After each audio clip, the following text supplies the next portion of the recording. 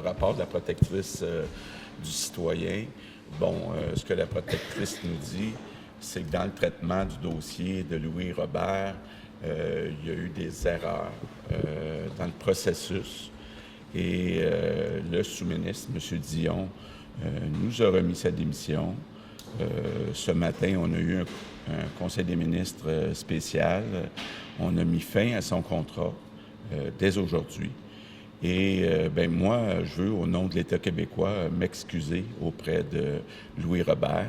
On va avoir des discussions avec lui pour trouver les moyens comment on peut le réintégrer et ou le compenser. M. Lamontagne a tenu les propos. Pourquoi il ne l'a pas fait hier? C'est lui qui a tenu les propos en janvier concernant M. Robert, alléguant qu'il y avait d'autres tâches à son dossier. Oui.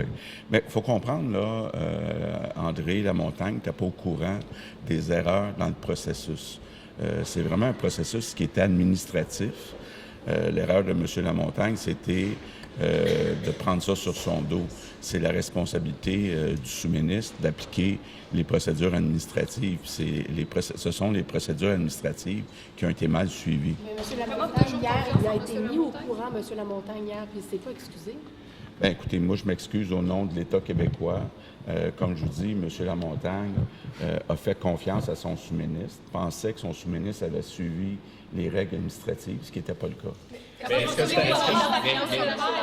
Oui, moi j'ai totalement confiance à M. Lamontagne. Pourquoi une indemnité de départ à M. Dion? OK. L'indemnité de départ était prévue à son contrat. C'est un montant de 33 000 il faut comprendre, il y avait un contrat jusqu'à la mi-juillet, 19 juillet, je me souviens bien. On met fin à son contrat aujourd'hui.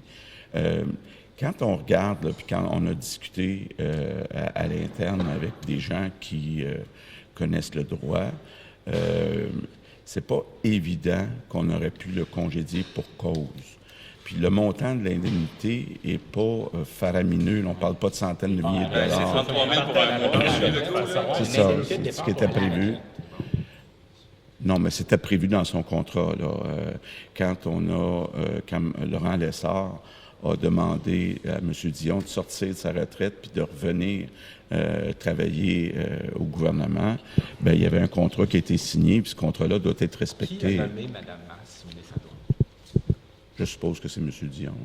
Oui, Au Conseil des ministres, c'est une sujet. Est-ce que vous allez revoir cette décision-là? Parce que ça a carrément violé la loi, il faut le dire. Oui. Bien, écoutez, Mme Masse ou Massé, là? Masse. Mme Masse, je pense qu'elle a un prix, comment je pourrais dire ça, public. Là, elle a une sanction publique. En bout de ligne, c'est le sous-ministre qui prend les décisions. Elle a eu une promotion.